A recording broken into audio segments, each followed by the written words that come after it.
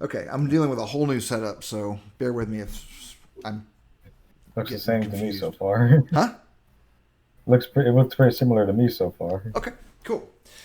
Okay, so this is not the project that we're going to start with. This is one I've been working on this week to introduce a new concept that we're going to talk about called Scriptable Objects. And the reason that I'm showing you this ahead of time, which I don't normally do, is because it's going to take us a couple of weeks to get to this point. Um, Let me turn my stats off here.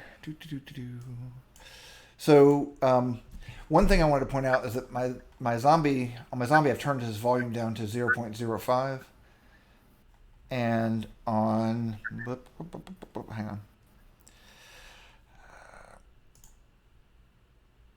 yeah, and on my player I've turned his sound down to 0.025. Um, the reason I turned these down is because they were both set at one, and in the videos they are shockingly loud whenever you shoot anything. So I want to turn them down so that you can still hear it or in the videos, but you can't hear it anyway, right? You can't hear my screen, right? Yeah. Yeah. So so I've turned them way down, but that's why those are set as low as they are. Um, So what I want to show you was the concept we're going to introduce today is after we do some graphical stuff. First, we're going to look at how to make the game prettier, and then we're going to talk about how to introduce new weapons. So I've turned Okay. off all the zombies because I just want to show you how the weapons work by themselves. So if I press play here, you'll see that in the upper right-hand corner there's a handgun and 6 bullets. Those are bullet indicators, which we're going to create. And if I shoot, it shoots like a pistol. Just the normal shooting that we have now. If I change it to a shotgun, it will instead shoot in a big wide arc. And you see it Yeah. counts down bullets until you have to reload. And if I change to a submachine gun, and if I change to a regular machine gun, so we're going to introduce the logic to handle all of that through a thing called scriptable objects. And what scriptable objects are cool, what's cool about them is you can fix them in the, you can change the object without changing any code, and it will just work. So for example, if I go to my scriptable objects, I've got a generic weapon definition, which is the thing we're going to code today. If I go to my weapons and look at the pistol, I did have it set to automatic. So let's say I wanted to have my pistol. Currently, my bullets per magazine says 6. If I wanted to have, say, 15, which an automatic pistol normally has, and press play, the bullet indicator up here in this corner goes to 15. I didn't have to change any code or do anything. So that's pretty neat. And again, one bullet comes out every time I click the button. Holding the button down doesn't do anything. If I change to my submachine gun and hold the button down, it burns through all my ammunition pretty quickly. But let's say I wanted the pistol to be like a machine gun pistol and have 150 bullets. And I'm going to make it automatic, and I'll leave the automatic rate pretty low. It will just do it. It's fine. It's kind of ridiculous, but, and I can make the automatic rate higher, and it will fire much less often. And you can do that if you want to make a pistol feel more powerful or something. So we can change all the stuff in the editor. Let me show you one more. If I make it 600, press play. This is actually going to slow the game down a little bit because of the way that it's Yeah, I was implemented. about to say like that's Let me make the automatic rate a lot lower, 0.01. Okay. So it will fire 100 bullets in a second. But the frame okay. rate, you see here, my frame rate is normally at 70, and when I start firing, it drops down to about 20, which is not Yeah, great. But that's this is a ridiculous number of bullets. What it's doing actually is each frame it redraws all the bullets, so that's what's slowing it down. But if you notice, our frame rate is going up as we go along because it's drawing fewer and fewer bullets. And once it gets back to the screen, it's back up to 60s and 70s. So if we draw bullets all the way across the screen, we're going to be completely fine. And it will handle that, and we can change the automatic rate and everything else. So, that's where we're going, but we have a lot of stuff we're going to have to change before we get there. Yeah. Okay, so I'm going to pull this down into my other screen. And we'll come back to this is the game. This is Zombie Quarantina Session 11, which is the one we're picking up where we left off. So at the end of the last session, Jack asked if we could make the health box glow, and I said, sure. We can just change the box to have emission. And then I started thinking about it. I was like, well, we could do that, and we're going to. But we also can turn on post-processing effects. Post-processing effects, they're called post-processing because in the studio industry, after the film has been processed, effects can be added to it. And that's the same thing that happens here. The game renders the whole scene and then applies effects to the camera. So we're going to add some effects to make, to do a couple of things. But first and foremost, to make things that glow look really glowy. So let's go to the health cube. It's in our game, health box. And we're going to do its material. And you'll see it's got the albedo defined because it's just a standard material. But let's go to my materials and we've got a health box material. And let's copy it and paste it just by hitting Control-D. We'll duplicate it. And we're going to call it health box glowing. Blech. And that material is not applied to the health box because it's got just the generic material that it came with baked in from Blender. But if you open up the health box glowing, you see it's got the albedo defined and nothing else. But we can turn on something called emission by clicking this checkbox, and it will say, what color do you want me to emit?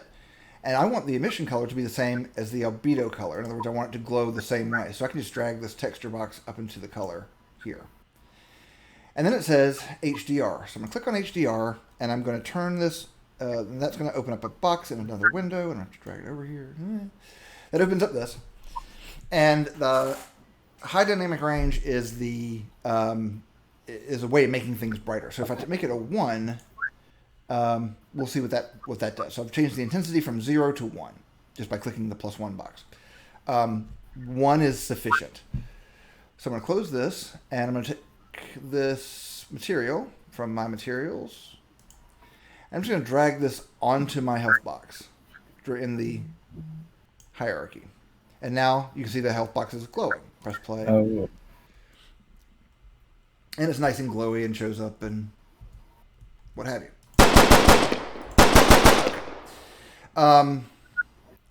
But it's brighter, and you can kind of see that it's glowing, but it's not really glowing. It doesn't have the aura around it. And we can fix that by adding in post-processing. So the way you do this is you have to make sure that you have post-processing installed on your project, which you should, because I haven't installed it separately, and we all started from the same project.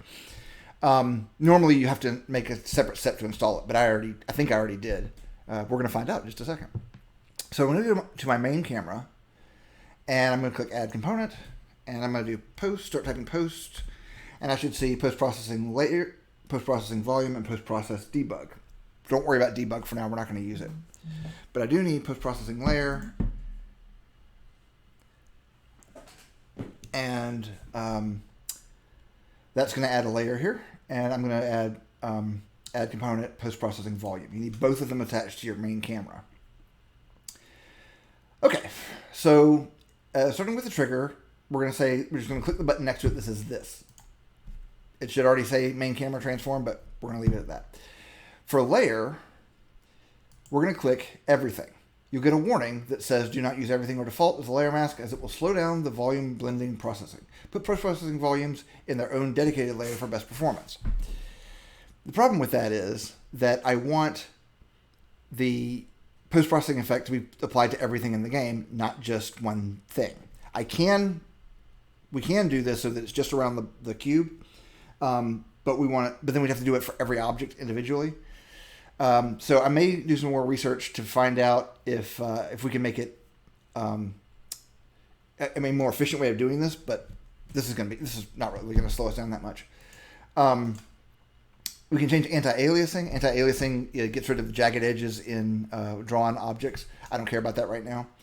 Stop not a number propagation is if you encounter a not a number error in the post-processing layer, it will not promulgate that out and cause more problems. It will stop that with a black pixel to avoid breaking some effects, is what it says there. Anyway, don't worry about that. And then the post-processing volume, we're going to make this is global because we want it to happen to everything, and we want it to have a weight of 1. And then we're going to create a new post-process profile. A priority 0 is fine. They go in order of priority, and I think it's highest to lowest. Yeah. And what's negative do? Negative values are supported. Oh, interesting. So if we wanted to have a filter that sits on top of everything when you are gassed or something, we could put it at a higher priority and it would override and take precedence over the one we're going to create right now. Anyway, so we're going to create a new post-process profile, and you don't have to do anything else. It just says it automatically sets it to the main camera profile, and then it's a post-process profile. And if you look in here and do main, you see we've got main camera profile that has been set for us in the hierarchy. That's what this does. It just creates the post-processing volume profile that you need. Okay, so we're going to do add effect, and this is where we can start piddling around with how things look. And you want to have the game window open pretty big, so I'm actually going to drag it up here. I want to drag it in here because the game window, the game camera, will actually preview what the effect is. And there are a bunch of different effects you can add that are built in. There are lots of effects out there in the world, and you can make your own. And there's all kinds of stuff you can do with this. But click Add Effect, Unity, and you'll see we've got ambient occlusion, auto exposure, bloom, chromatic aberration, color grading, depth of field, grain, lens distortion, motion blur, screen space reflections, and vignette. So let's add them one at a time and see what they all do. The one we're not going to mess around with is depth of field, which is actually one of my favorite effects. But in this particular game, everything is roughly the same distance from the camera, so there's no way to get good depth of field without having something like much taller buildings or something. So we're not going to mess with depth of field today. But let's look at ambient occlusion. And when you do that, it will add an ambient occlusion effect to your post-process volume. And you can see that over here in the hierarchy. Oh, no, this is one I did before. Yeah. So this is one I made earlier. That I shouldn't be there, though. Oh, because I did it at the end of the... Yeah, okay. So we see ambient occlusion has been added to my profile that I'm working on. Go back to my camera. But nothing is turned on because it says the effect is on, but none of the things have been checked, so it's not doing anything. So I'm going to check the mode to multi-scale volumetric obscurance versus scalable ambient. I don't know what the difference is between those two things. It's how they're rendered, and if we are interested in performance later on, we may come back and revisit these. For intensity, right now it's set to 0. If I turn it up to 1, you'll see that it looks like shadows grow around all of my objects in the scene. And that's literally what ambient occlusion is. It is that things near each other cast a shadow on things near them, even though there's not a direct light source that's causing the shadow to be cast. And we can change the thickness modifier and the color and leave it as ambient only, but no, I'm going to uncheck ambient only. Okay, so the thickness, let's turn the scale up to 1. And you see everything gets a little bit darker, and we can change the thickness modifier. And this just is literally how thick is the thing you're creating. I'm going to leave it set at 1. And you can actually change the color too. So if we want everything to have a red tint as it gets near everything, and you can do all kinds of weird effects with this. We're going to leave it at black, and I'm actually going to set the intensity back down to 0.5. it just makes the things look a little more realistic. We're not really going for a realistic thing, so I'm actually going to turn ambient occlusion off. Just want to show you what it is. I'm going to do that for most of these. Okay, so we're going to click Add Effect. There's no harm for it being attached to your profile if it's disabled. And I'm going to click Bloom. This is the thing that makes things glow. It's the bloom around the object. So I'm turning my intensity from 0 to 1. And notice that my health box just lit up. And you can see if you turn it up, it will eventually become unbearably bright. It also affects the light in my flashlight. So it's kind of cool. So set the intensity to 1. Actually, let's set it to 2. I do want it to glow a little bit. You can turn the threshold up. And if you turn the threshold up, the threshold is at what point do you want me to start making a thing glow. And so the higher you make it, the brighter an object has to be in order to get glow. So if we leave it at 1, we get sort of what we're looking for. You can set it down much lower, but then you start to have problems with the world because everything's glowing. So I'm going to leave it at 1. That way only bright things should glow. Bright things relative to the rest of the scene, like the flashlight or the health cube. And that actually accomplishes the effect that we want to, because now we've got a nice little aura around our health box. So I can stop there. And softening is transitions between the over and the threshold. Interesting. We're going to leave all the rest of the stuff where it is, because this is actually doing what we want it to do. We can also change the color in the HDR range from white, which is what's set currently, to like a bright yellow, and that would cause everything that glows to glow with a yellow intensity. And we can turn it way up and make it glow stupidly. Let's leave that down at 0.5. And we want everything to be white. And that's actually too bright, so I'm going to turn that off. But you can do that, which is kind of interesting. And then fast mode is do it fast and to help with gameplay, with performance. It means the effect is not as good. It says this setting is meant to be used on mobile and other low-end platforms. So, we'll leave it on for right now because we don't really care about processing speed. But there's no reason not to have it on because we don't care about quality, because it's kind of a cartoony game and we're not going for realism. Okay. You can also add dirtiness as a texture on the camera itself. I don't have a good texture, but let's just grab our blood texture and see what it looks like. I have to go to another screen to grab everything's in the wrong place. Let's just grab our blood splatter and turn the intensity from 0 to... Oh, this is going to add it to the bloom, not to the camera. Okay. So this is hard to see, and we're not going to use it, so I'm going to turn those off. Okay. It's dirtiness added onto into the glow, and I don't have a good example of that, so we'll move on. Okay, so we're going to leave that bloom turned on because we like that effect. That's actually what we're setting out to do. Go to Unity. We're going to grab chromatic auto exposure. Okay, so auto exposure is the how to explain what this is. It's the effect, if I'm remembering right. Yeah, it is. It's the effect you get when you go from a dark space into a bright space. So it causes the scene to be washed out at first if you were in a dark space, and then slowly fade in. So it's pretty cool, but we don't have that. That effect won't make any difference in our game because we're not going from dark spaces into bright spaces for right now. Chromatic aberration. I'm gonna show you what this looks like, and I'm gonna start speeding through these pretty quickly because we're not gonna use the rest of them. If I turn this up, you can see what this does. It is going to make it look more like a video camera, by providing chromatic aberration, literally the color wrongness near the edges of the screen, like a video camera does. So if you're trying to create a video camera effect, you'd apply this very heavily. We're not going to use it at all, so we'll turn it off. If we have color grading, maybe you want to have your scene have a specific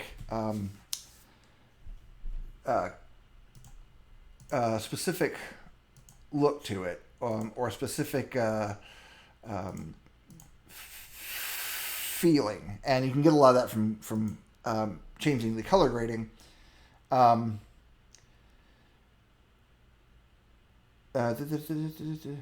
Oh, okay.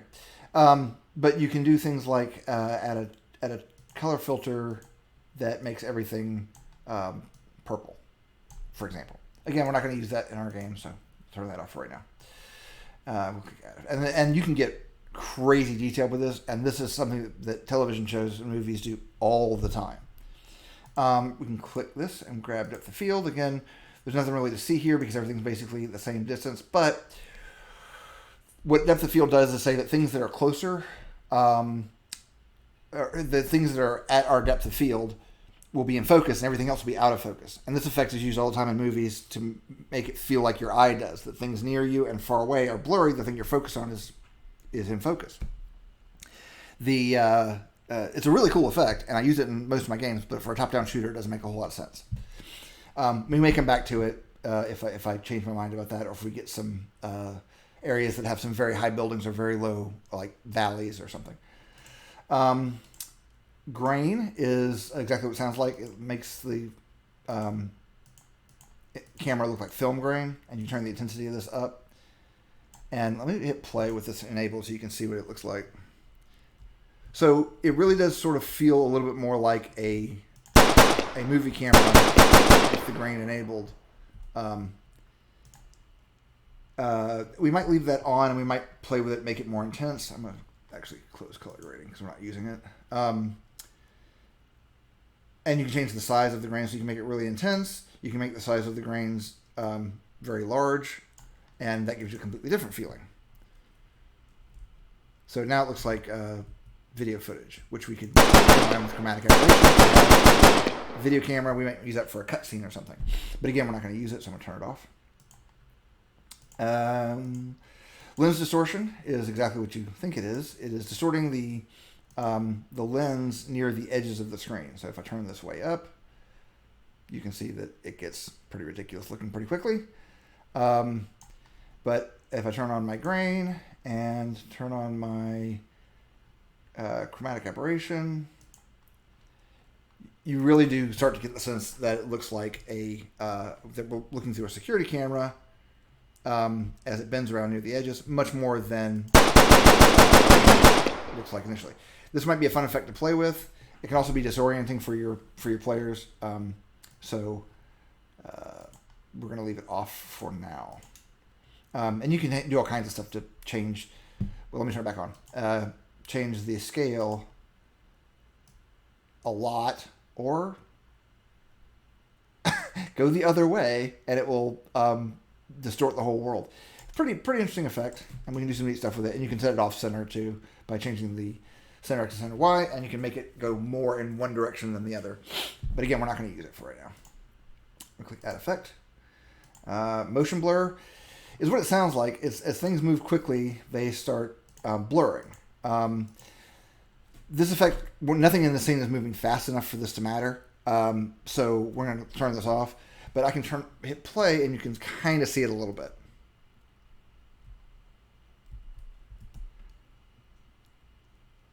You really have to be looking at like their legs, but even then, nothing's really moving fast enough for this to matter. So we're going to turn motion blur off.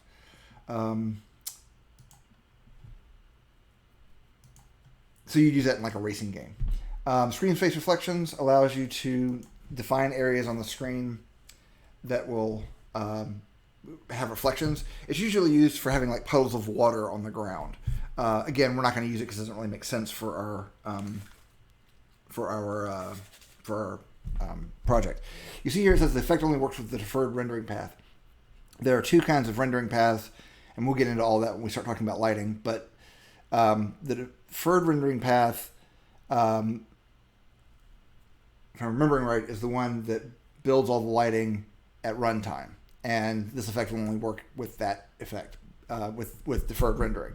And I think we're in linear. We'll get into the different color spaces, rendering paths later on. And then finally we have vignette, which we are going to use. And a vignette is a border around the edge of the screen, and we're going to go classic, and we're going to leave the color black, and we're going to leave the center in the middle, and make the intensity up. And as I turn it way up, you can see it closing in. So this can be useful for an effect where if you wanted to make the player feel like they're more claustrophobic, you could have it, zoom in and get more intense. But if you have it just a little bit, you'll notice once you notice that the vignette effect exists, and you'll start to see it everywhere because they use it all the time in movies and commercials, and it's just used constantly. I'm gonna set it at 0.4. Yeah. So what it does is it naturally draws the viewer's focus to the center of the screen by darkening up the edges a little bit. So I press play. You'll see that the edges are a little bit darker. It's not super.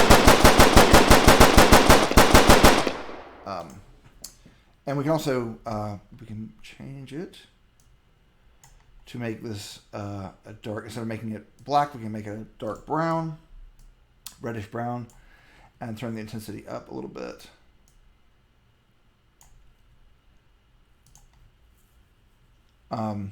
Since our scene is blue, it's a little hard to get the effect of classic movie or something like that. But you can use color grading to make everything look sort of sienna. Or let's go to color grading real quick. And instead of making it a color, let's take the saturation of everything way down.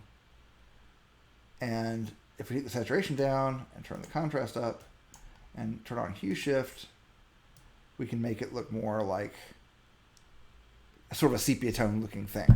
Again, we're not going to do any of that, but you can. And then when you press play, and you can turn the vignette way up, then you have a completely different feel to the game because it's just, for one thing, the blood. So we'll turn that off too. But anyway, you can do all kinds of stuff with post-processing effects. We're going to get into more of them when we need more of them, but that's all the ones that come packed with Unity. And we'll leave all of them off except for in our profile, except for the I'm gonna check out exposure, except for Bloom. Bloom's really the only one that we're gonna really use right now. We can use ambient occlusion, but again, it's more for realism, and we don't care about that very much. Okay. So that's post-processing. Those are all the effects that come baked in with Unity. You can do all kinds of neat stuff with it, and you can play with it for hours and make your game look visually interesting and weird, and people do that. There's kind of this obsession with people making throwback-style games, but making them look like they're presented on CRTs, which are little cathode ray tube televisions that we had when we were kids, because I'm very old. And when they do that, they heavily put the chromatic aberration in there and the lens distortion, and they occasionally put in scripts to cause it to like flicker. It can get a little busy, and you want the player to feel comfortable when they're looking at the scene. So we're going to preserve those kinds of effects for like cutscenes or maybe like special levels or something. But we'll have the glow turned on for everything, and that will show up in our game whenever we play it from now on, if we have something set to glow. Oh, speaking of which, go to your player and go to the soldier base, and he has I'm drilling down through his right arm to the weapon holder.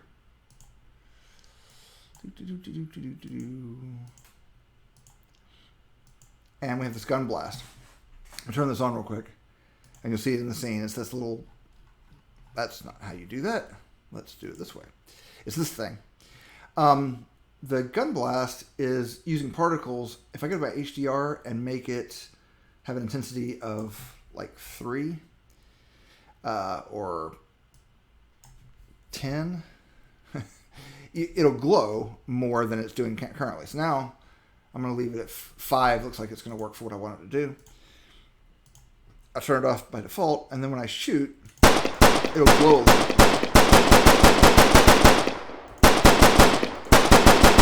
And we're going to come back and revisit that effect as we move through making new weapons and stuff. Anyway, okay, so that's a crash course in post-processing effects. The only one we're going to use right now is Bloom, but you can do lots of neat stuff with the other ones, and we will probably come back and talk about those more when we find ourselves in situations where they would be a good solution for things.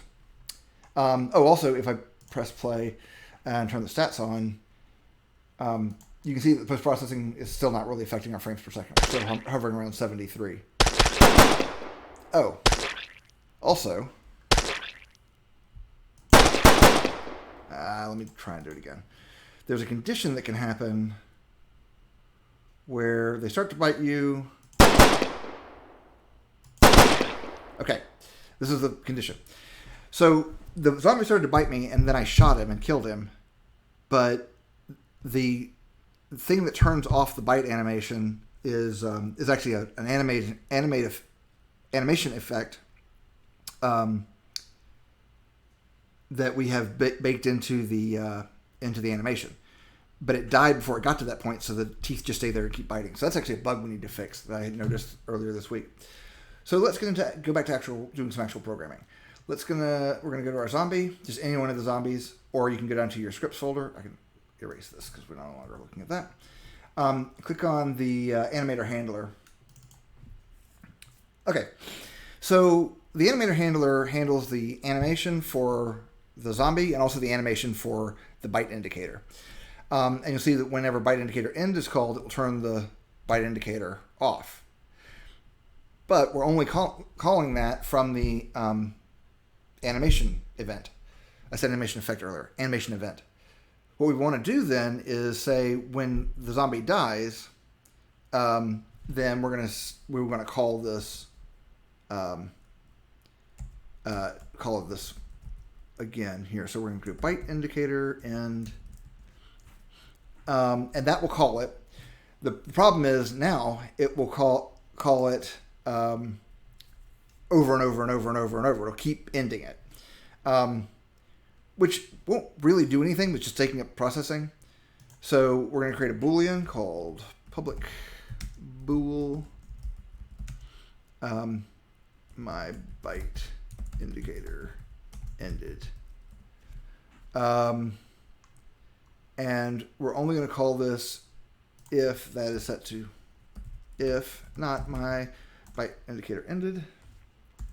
And we're going to put braces around this, delete, go down here, Whoop. I'm also using a weird keyboard, so everything's in the wrong place. And then we're going to do my bite indicator ended is equal to true. And then we're going to, in the start, we're going to set my bite indicator is equal to false. Okay. So, it's going to be indicator ended. Sorry. I typed the wrong thing. My bite indicator ended, which is a Boolean and can be given the value of false. So what this is going to do is that my bite indicator ended will be false. So this will only be called if I'm dead and that is currently false. If it's true, then this will be false and this won't be called. So that way it would only call this one time. But let's save that and see if we can replicate our error again. And what we're doing is going to let them start to bite me and then kill me.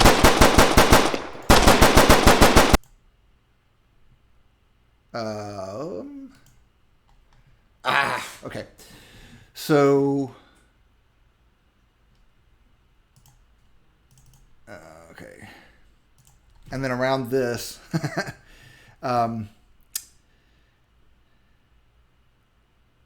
if my bite indicator,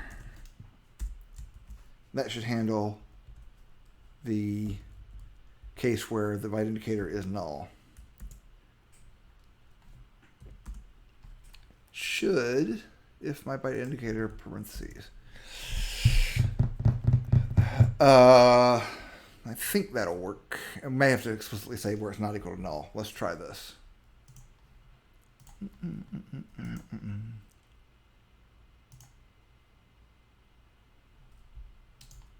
Okay.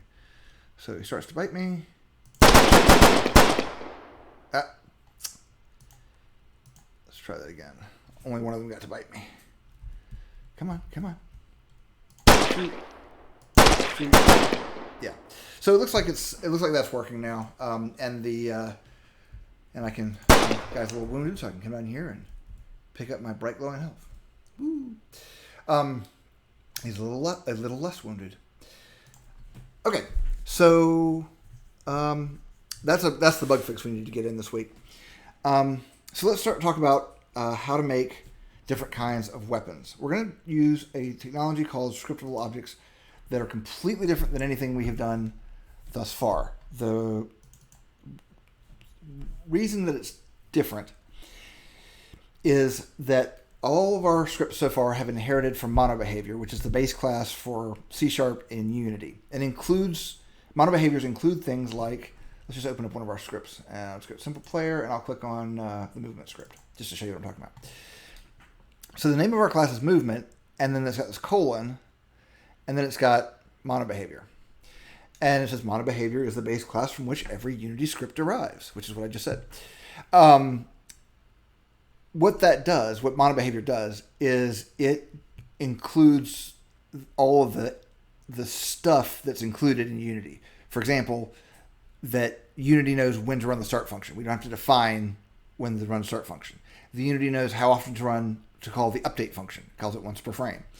And you can see all that stuff by selecting MonoBehavior and pressing F12. And you can see all the things that it has in here. And it's a lot. It's not there's not much to read in here, but this is where what we're inheriting. So we don't normally look at this, and we don't care about this, so I'm going to close this. But our new object is not going to be a MonoBehavior because we're not creating a C# class. We're creating a scriptable object. So what is a scriptable object? A scriptable object is a thing that can house reference data so that you don't have to write code to keep track of things, which is just lovely and wonderful. And you can use it for all kinds of things. We could have used it, for example, back for the health box, but I didn't. So, but we are going to use it for weapons. So we're going to create a new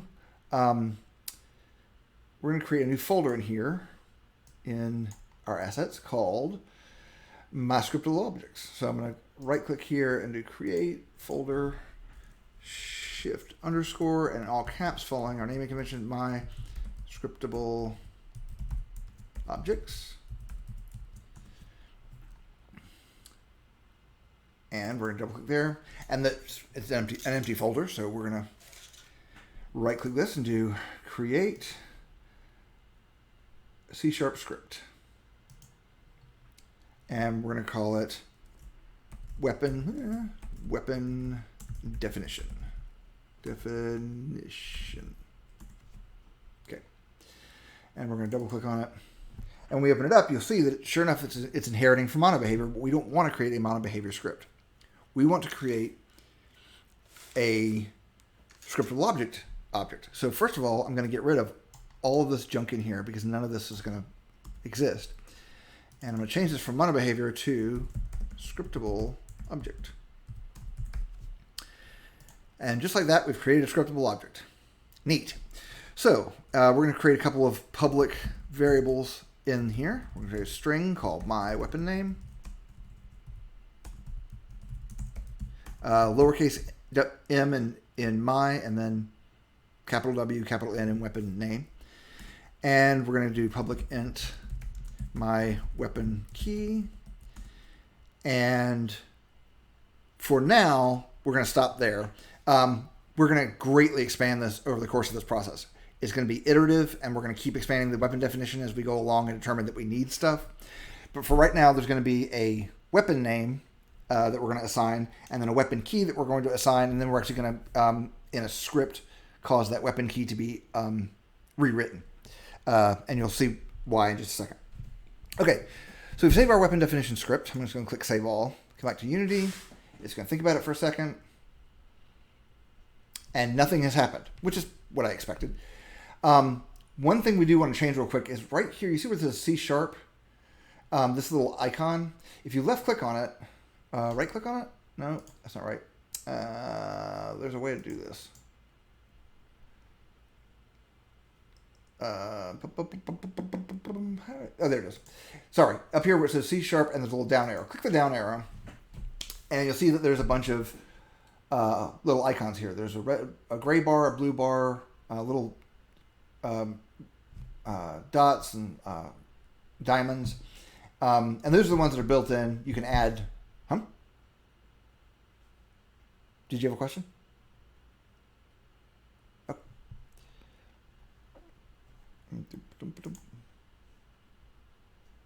Oh, Tony's joined us. Hey, Tony. Sorry, I didn't see you come in. So if you left click here and just select icon, we're going to use the red bar to represent weapons. And the reason I'm doing this is because, and not doing it for any of my other scripts, is because every time we create an object that has one of our scriptable objects, we want to give it a unique icon so we can tell what its parent, what kind of thing it is. We're going to know, but this is just a visual clue to help us. So I'm going to click the red bar and click OK. Okay. So now you'll see that in our project, in our assets, the weapon definition in my scriptable objects has a red thing instead of, if I go to my scripts, instead of the C# indicator. Okay. I mean, it's still a C# script, but we're specifically defining that every weapon definition will have this look in it in our inspector, just to help us keep things organized. So inside my scriptable objects, I'm going to right click and do create folder, my weapons. And we'll click enter, and we're going to go into my weapons. Now we want to create weapons of a type of, or weapons based on our weapon definition. But right now there's no convenient way to do that. Well, there is a convenient way to do it, but we're going to introduce something to make it even more convenient. So I'm going to open back up my weapon definition and go over to the wrong screen. And up here between using Unity Engine and public class, in between those two things, so right above where you're defining the class, square bracket, create asset menu. It should automatically complete. And we're going to do file name is equal to, in double quotes, new weapon definition. And then we're going to do comma, menu name is equal to, double quotes. I'm sorry, I'm so used to working in SQL where I do single quotes. Weapon definition. And order is equal to 1. This is the first time we've really done anything like this, but what we're actually doing here is we're going to create something that will allow us to interact with the editor. So we're actually going to add something to allow us to create these using the editor's built-in functionality. So I'm going to click Save, come back to Unity, and once it's done compiling, I'll open up my weapons, right-click, and go to Create, and now I have weapon definitions, one of my choices, which is pretty cool. So I'm going to click on weapon definition, and it defaults to naming it new weapon definition. That's not what I want to name it. I want to name it pistol 001. I'm calling it pistol 001 because we may have more pistols. Also, I want it to be the first weapon that shows up in my list. Actually, let me rename that. Let's rename it to 001 pistol. There we go. That way it will be sorted first. You can use whatever naming convention you want. I think this is what I want to stick with. Yeah, this is what I want to stick with. So my weapon definition, we're going to do pistol is my weapon name, and my weapon key we're going to leave at 0. Okay. And we're going to do another one.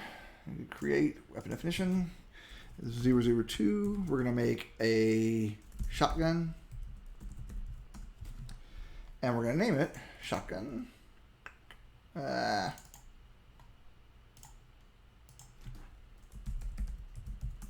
And we're going to give it a weapon key of 1. Okay, and we're going to do create weapon definition 003 submachine gun.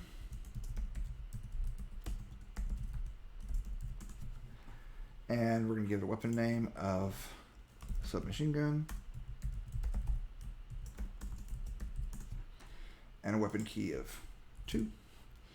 And the last one we're going to do is create weapon definition 004 assault rifle.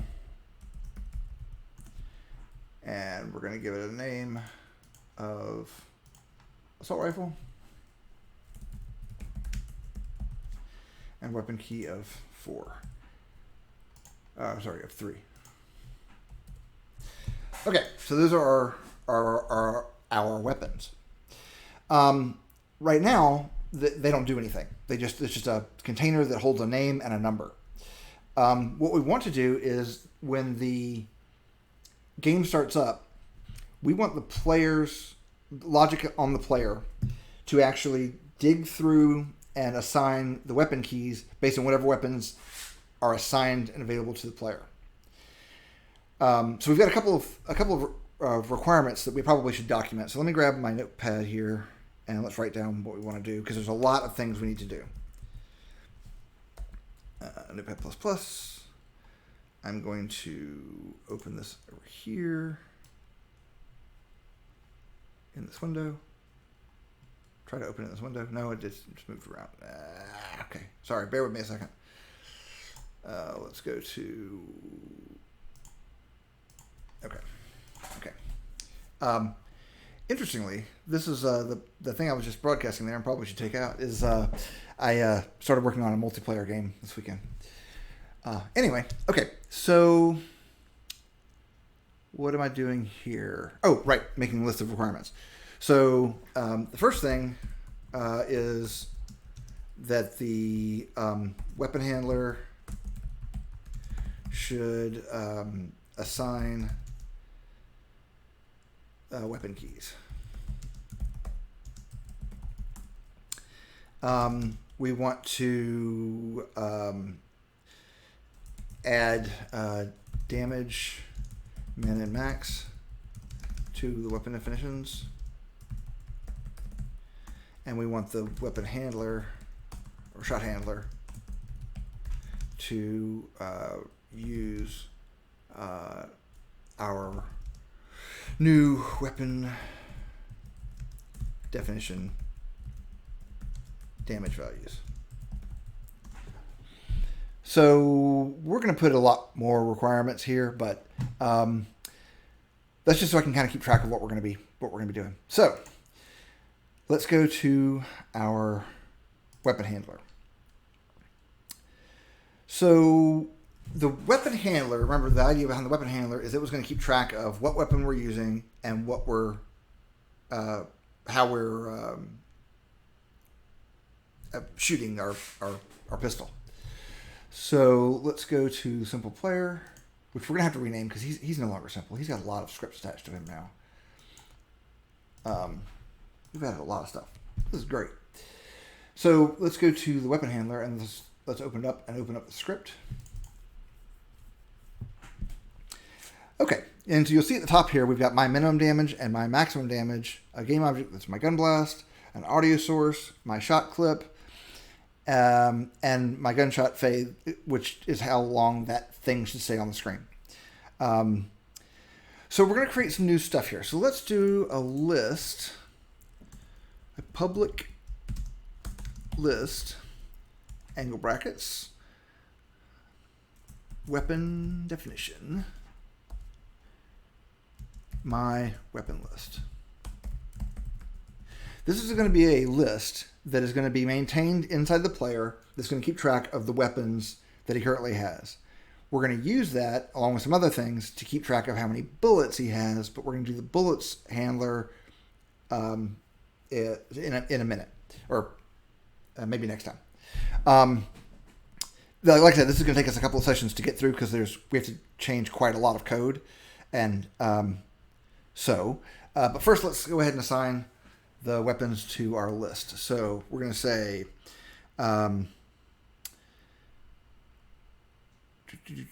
for int I is equal to 0, I is less than my weapon list dot count. In other words, if we're going to cycle through this I plus plus, we're going to cycle through this for loop equal to the number of times that there are weapons in my list. We're going to say my weapon list I is equal to oh, sorry, dot my weapon key is equal to whatever I is. Okay. So why are we doing this? This seems fairly arbitrary. We're going to set the weapon key based on the order that they are in the list in our player. Why would we do that? I'll show you why. So go to our player, and you'll see here that added to weapon handler, now we have my weapon list, which is a list that is currently empty. I'm going to add 2 weapons. So I'm going to go to my weapons, and I'm going to put the pistol in the 0th slot. And just to demonstrate what's happening here, I'm going to put the submachine gun in the submachine gun slot. And I'm going to turn off maximize on play because we actually want to be looking in the inspector for this stuff. This isn't really gameplay. In fact, I'm going to change my hierarchy to alphabetical and disable my zombies because I don't want to keep having to deal with them. I wouldn't really need to deal with them, but it's distracting. Go back to my player. Okay, so this says use the scriptable objects of pistol and submachine gun. There's nothing about them at all that exists in the world except for their name and their number. The weapon name we're going to eventually use to display on the screen. We're not doing that right now. The weapon key, however, we're going to use constantly in our code to define which weapon we're currently talking about. And so we want that to be defined, and we don't want to have to redefine it if we change what weapons are assigned to the player. This is one of the examples of what Scriptable Objects is good at. We don't need to reprogram our weapon handler every time we change what weapons we're adding, which is great because it would get annoying. But we also don't want there to be gaps because in our current sequence, my pistol would have a weapon key of 0 and my submachine gun would have a weapon key of 2, which means we wouldn't have a weapon key of 1, and that could cause problems in our code. So we've written our code so that it will rewrite and change the weapon key of the pistol to 0, which it already is, and change the weapon key of the submachine gun to 1, and that way there are no gaps in our list of weapon keys.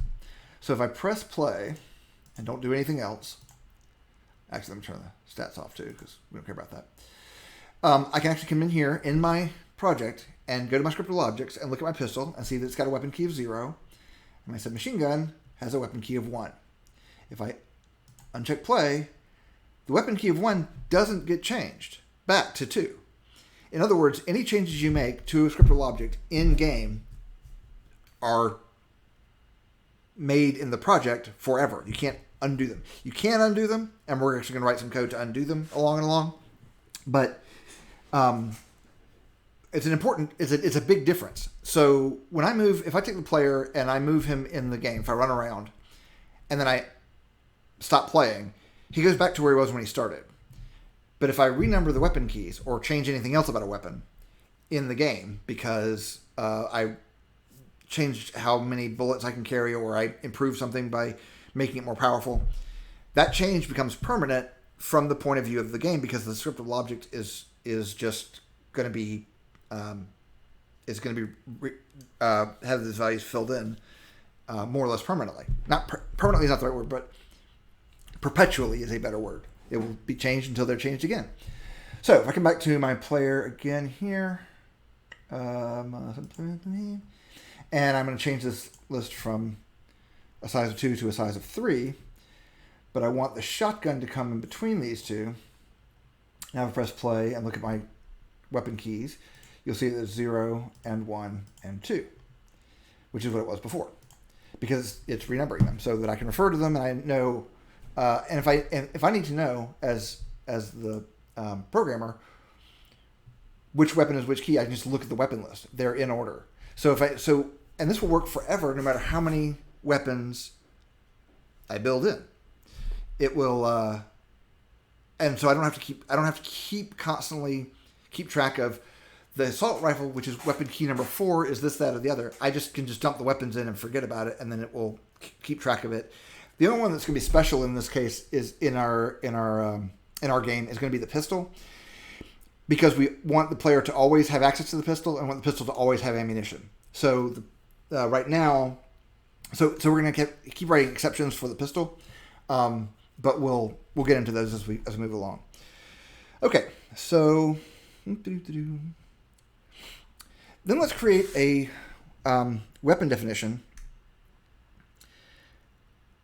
that is create add on to our weapon handler script. We're going to create a variable that is public weapon definition, my current weapon definition, and public int my current weapon definition key. Okay, so we're going to create a weapon definition that says this is my current weapon definition, and this is my current weapon definition key.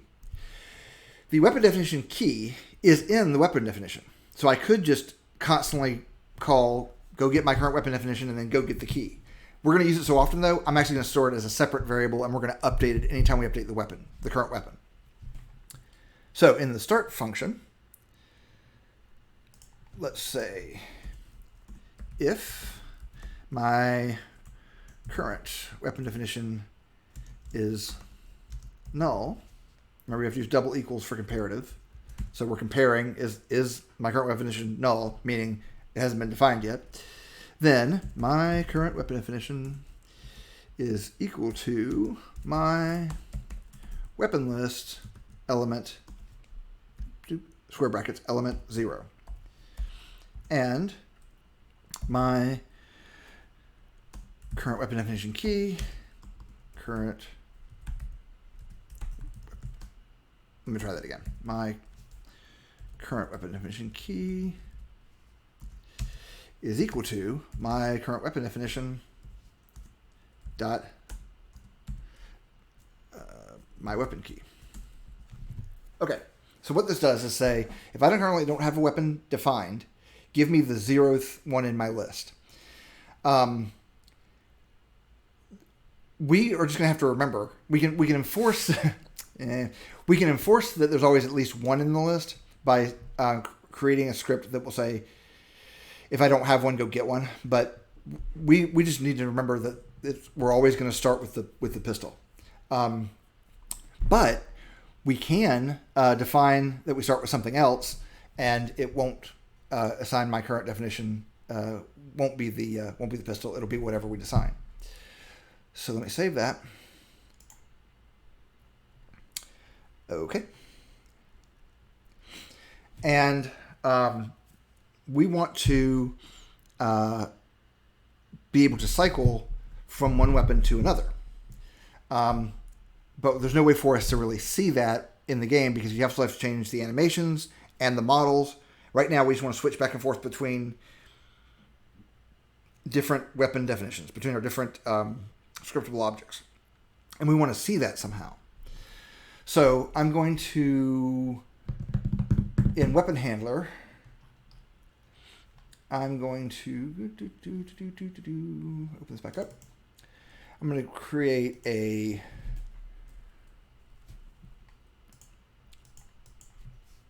public game object, my in-game UI.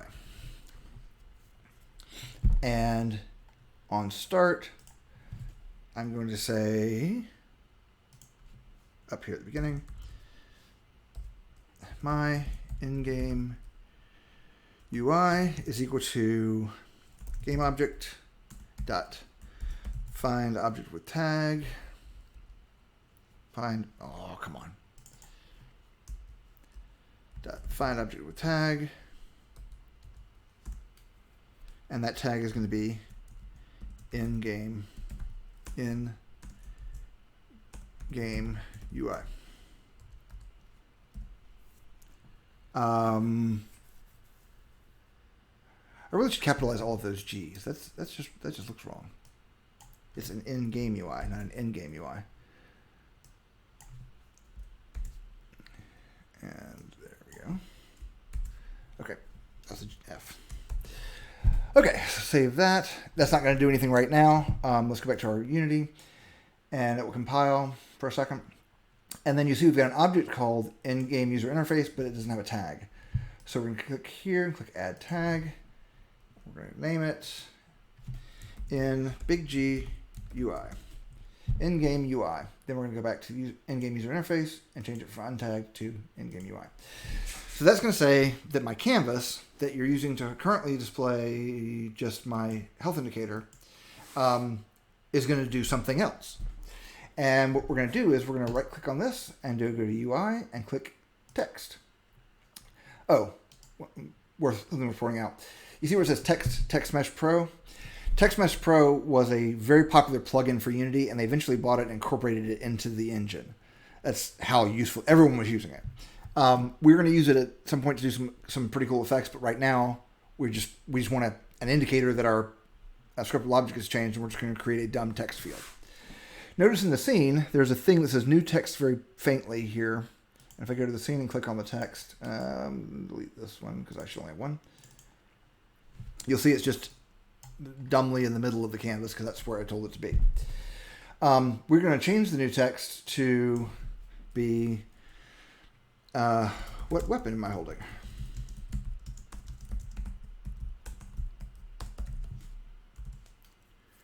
And I'm just going to just manually drag this up and over to the upper right-hand corner.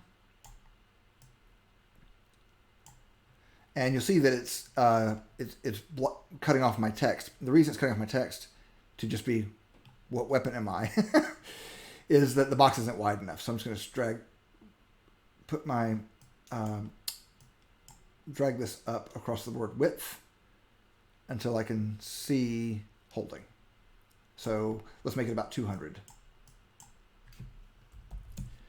And I want the text to not be this weird gray. I want it to be a bright white so it'll show up.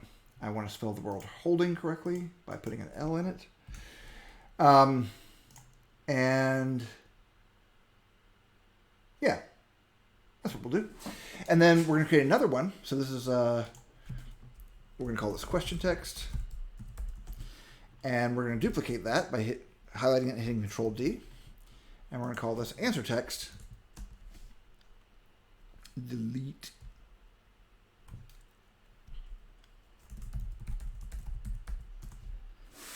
And we're going to move it down so that it is underneath it. Okay. And we're going to make both of them centered because it looks better. It doesn't really matter, but I want to make it centered. And right now the answer just says what weapon am I holding. So I'm just going to say a weapon. This doesn't matter because the whole point of doing this is it's going to be overwritten based on whatever weapon I'm holding. Okay. So we want to overwrite that whenever we change our weapons. But how do we change weapons? Well, to do that, we're going to have to introduce some new controls. Currently, we don't have any buttons assigned to toggle our weapons. So here, backspace, because I actually shouldn't have hit enter there. Okay, we don't have any buttons assigned to toggle our weapons. But I'm going to go to File, Edit, Project Settings. It's going to open up a window on another screen, which I'll drag back over here. Sorry about that. And this is our old friend, the input axes, and we looked at them way back in the dark ages when we were just starting out with this stuff about how movement and shooting were controlled. But there's nothing in here about switching weapons either. We could assign switching weapons to Fire 2, which is the right mouse button, and Fire 3, which is the middle mouse button, but we're not going to do that. Remember that we're trying to set this game up to be supported on a gamepad, and we can do it. We'll come back and revisit these controls later. But I want to make the input control, named what it's actually going to do, rather than Fire 2 or Fire 3. So I'm going to change my axis size from 18 to let's say 30. That just gives us some more buttons to play with. So I'm going to come all the way down here until I'm after cancel and do the next one, and I'm going to call it next weapon. And I'm going to assign it a value, pause button, of E. I'm going to remove the Alt pause button, and I'm not going to define negative button because I want next weapon to go in a particular direction. And then I'm going to name the next one previous weapon, or again with no spaces. And I want the pause button for it to be Q and nothing else. And we will come back and visit these when we start working on support for the gamepad. Okay, so now I've defined next weapon and previous weapon as controls inputs into my game that can be used. That's all I need to do there. So let's go back to our weapon handler. Where's my screen? There we go. Okay, so we have nothing in the update right now because our weapon handler didn't change. It was always the pistol. So we didn't have anything in the update. We're going to start adding stuff to the update now. So we're going to say if input.get button down. You notice that there's get button and get button down. Get button down is true only on the frame when the player clicked it. If you leave it as get button, then when the player clicks the button, it'll cycle through the guns really fast, which you don't want to do. We're going to call it if get button down next weapon.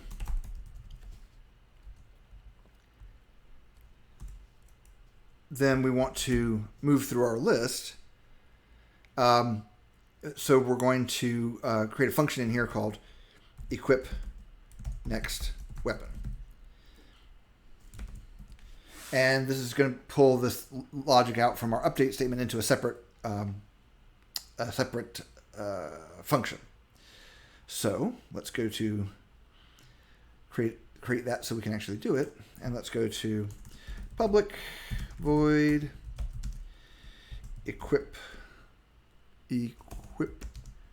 next weapon.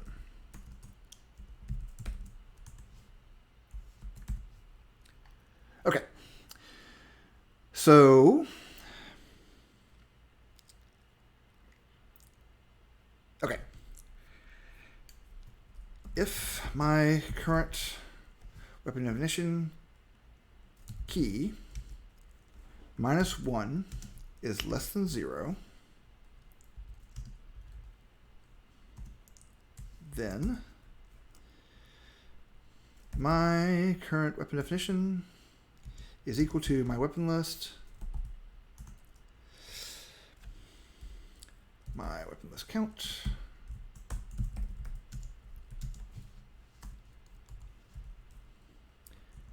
and then this bit we're going to use over and over, my current weapon definition key is equal to my current weapon definition dot my weapon key. Okay, so let's think about what this does. This says if my weapon definition key -1. Oh shoot, that's for previous weapon. Well, we'll just rename this as equip previous weapon, and I'll explain what we're doing. So this is if you're moving to the left on the list, and it's saying if you're subtract 1 and you're negative, go back to the far end of the list and use the maximum one. And the number of weapons in the list is 1 higher than the largest weapon key. So that's what it's doing here. So sorry if that was confusing. I did that in the wrong order. If that is not true for equip previous weapon, you know what? Let me bounce back up here.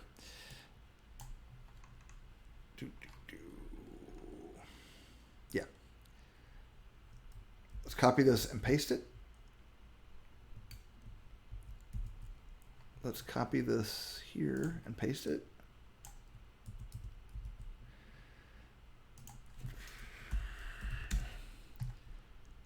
And do previous weapon and equip previous weapon. And we'll get back to equipping next weapon in just a second. Okay, I should have done that in the first place. So equip previous weapon. So if I'm on my pistol and I'm moving to the left of my list, there's nothing to the left of it. So I want to say go back, cycle around to the other end of the list.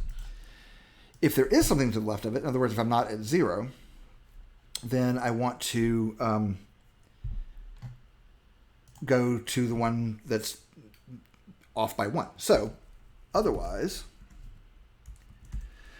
my current weapon definition is equal to my weapon list, my current weapon definition key -1. So move to the left on our list. And this line will get repeated. And so since this line is repeated, I'm actually going to pull it out of the if statement and just have, if you've equipped previous weapon, then set this at the end of the function. So I'm going to hit Control X and put it here. Because if it's in both blocks, then this goes here. If it's in both blocks, then there's no reason to leave it in there. I can just separate it out. Okay. So then if I want to do equip next weapon, we can follow the same logic, but we also make it do it a little bit easier by using modular math. So we can say public void equip next weapon.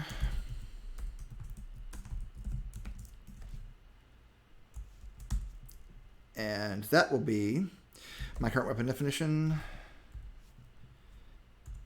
is equal to my weapon list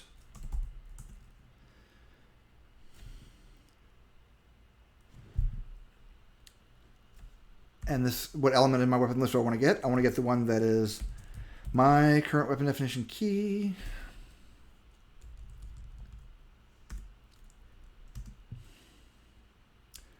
plus 1 modulo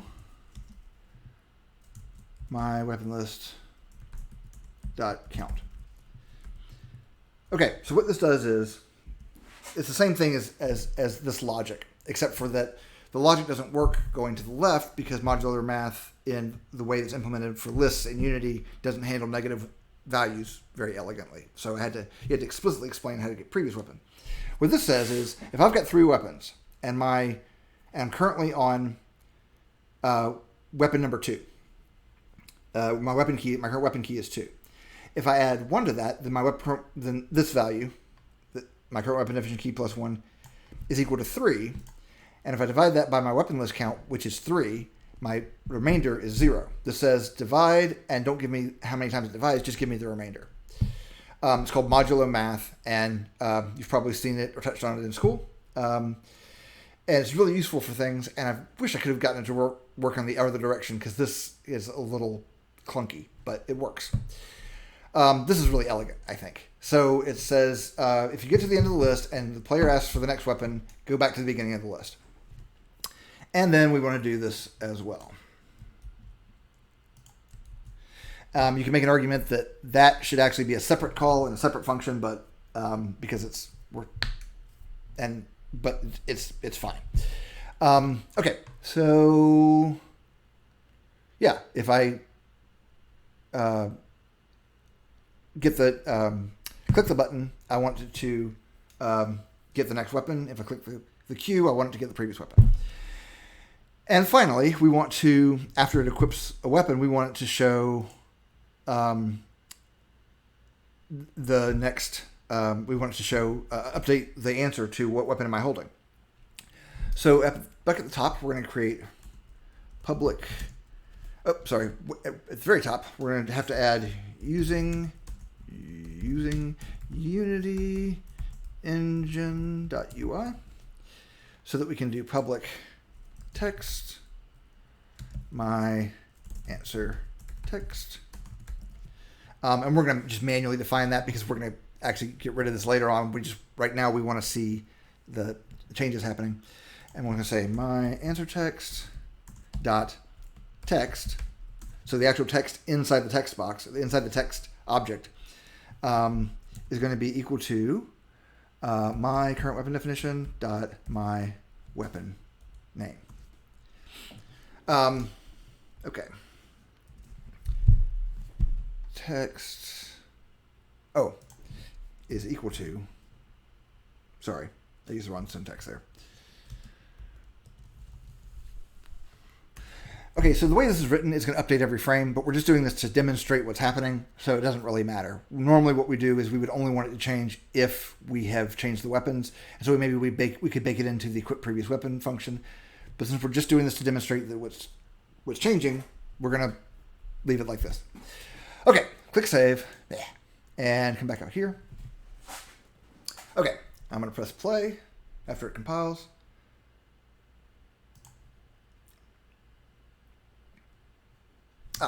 Except for we forgot to assign it. So I'm going to go to my weapon handler and see it's saying I've got a no reference exception because I didn't define what my question text was, or my answer text is. So I'll go to my simple player and I'm going to drag the answer text object actually just straight into it. We could also manually drag the in-game UI so we didn't have to set it at the beginning of each start function. but we don't want to do that because we want the in-game UI to change based on the scene that it's in, and we'll deal with that later. This answer text thing is just a placeholder for now, so we can demonstrate that we're changing weapons correctly. Press play. Now I see that it says, what weapon am I holding? It says pistol. If I press E, it will go to the next one in my list, which is the shotgun. And then it will go to the submachine gun. And then it will go back to pistol. So I can cycle through my weapons. If I press Q to go backwards, it will cycle through my weapons correctly. Neat. Okay, so this gets back to why I originally set the weapon keys. Let's change my list from 3 to 2. So it's getting rid of the submachine gun. And I'm going to go into the shotguns thing, and I'm going to set the weapon key to 17. The weapon key tells us what weapon we're on, right? But we automatically reset it every time. The reason we do that is specifically for this, so that when the weapon key is used and I press E, it will flip back and forth between my shotgun and my pistol now, going left or right up and down my list, because it set it back to 1. And that's the sequence that I was trying to make sure didn't get messed up, and that's why I included that bit at the beginning to set the current weapon definition key. If I change this later on, because I'm working on my game and I add more weapons, if we did it in code, right, we have to come in and say, okay, remember that weapon 0 is the pistol, weapon 1 is the shotgun, weapon 2 is the submachine gun, and weapon 3 is the assault rifle. And if we took the assault rifle out of the game, or submachine gun out of the game, we have to go back and renumber everything every time we added a weapon.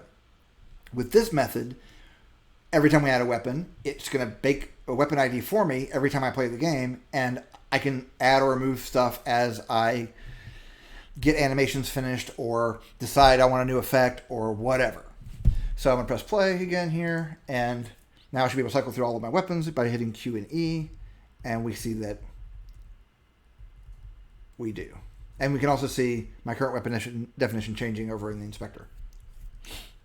Pretty cool. Now, the weapons don't do anything right now. We just changing, really only what we're changing is what the name is, because that's the only thing we've defined. So let's define,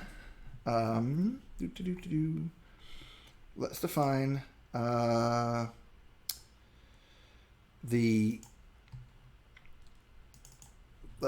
the minimum maximum damage. Okay. So the damage is used, if you recall, over in the shot handler, because the shot handler is the thing that actually deals damage to the object. So I'm looking for the name of the function that causes the damage, or is it in health?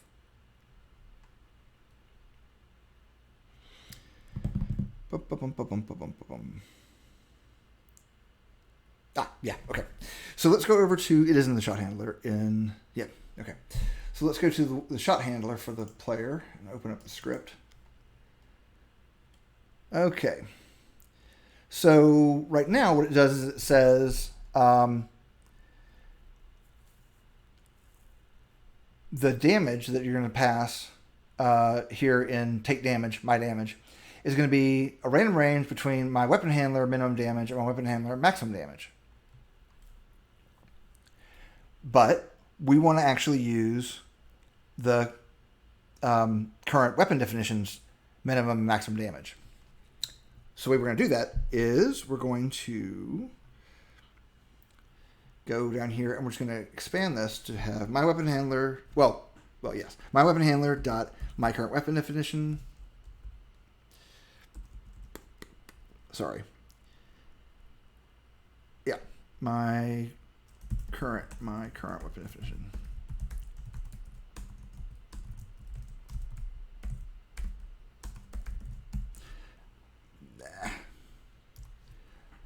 Minimum damage. And my current weapon definition dot max damage. Now they're both in red right now because the my minimum damage. They're both in red right now because the weapon definition doesn't have minimum maximum damages yet. So we're going to fix that. So click save, and we're going to go over to weapon definition, and we're going to do public int my min damage and public int my max damage. Okay, click save. And we want to change what the question is now. So we're going to go to our question text and say, what is my damage range? Question mark, not semicolon. And answer text is going to be some damage range. Again, it's going to be overwritten every frame, so that text won't show up. It's just a placeholder. And we're going to go back to our weapon handler. And say, instead of having my answer text be my current weapon definition dot my weapon name, we're going to do my current weapon definition dot my min damage plus double quotes space dash space double quotes plus my current weapon definition dot my max damage. Okay, click save for all that. And finally, we need to actually change the weapon definitions, the scriptable objects. We actually need to change the minimum maximum damage.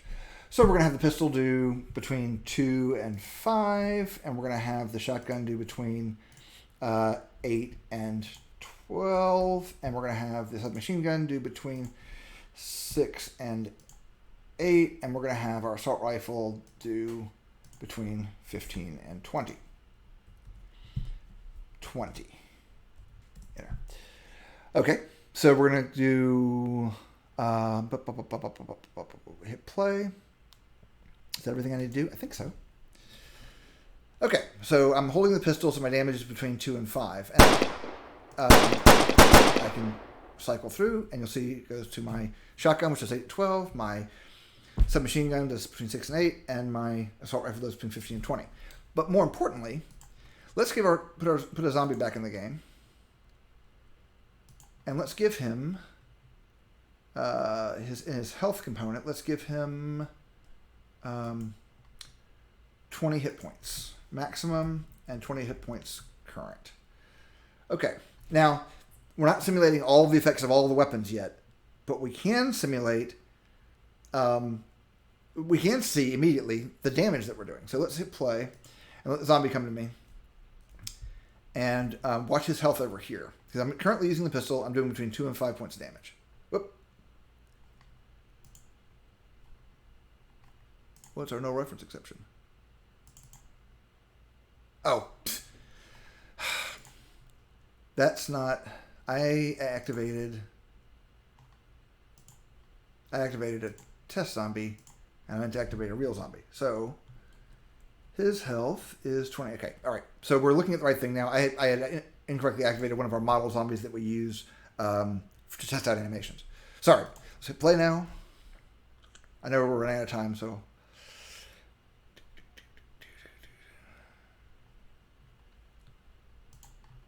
what happened to my zombie?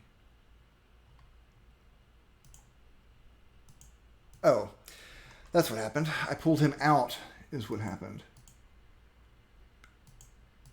Which one's which? Yeah. This is supposed to be a child of this. That's what happened. I dragged him out somehow. Okay. Let's try this again. That makes way more sense. Here he comes. And I've got him selected. Excuse me.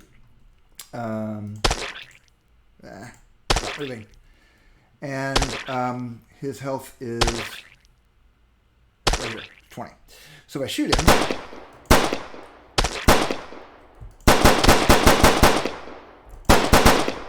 you'll see his health is going down, and he's finally dead. So it took me a couple of shots to kill him with the pistol.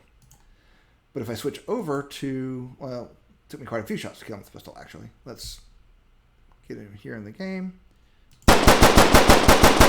So 5-6 shots to kill him with the pistol, more than that maybe. Let's do this, but let's switch over to a heavier weapon. And I will be able to shoot him just twice.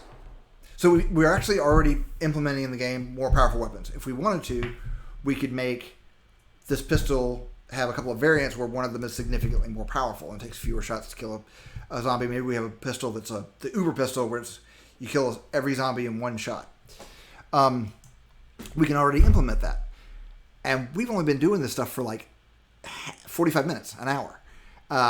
And there's so much more we can do, and so much more we're going to do with scriptable objects going forward. We're going to play with the weapon definition and expand it significantly, and we're going to pick up from there. I think I'm going to call it. So let me stop all my recording and stuff. Thanks for your time and attention. I appreciate it. And I will stop recording.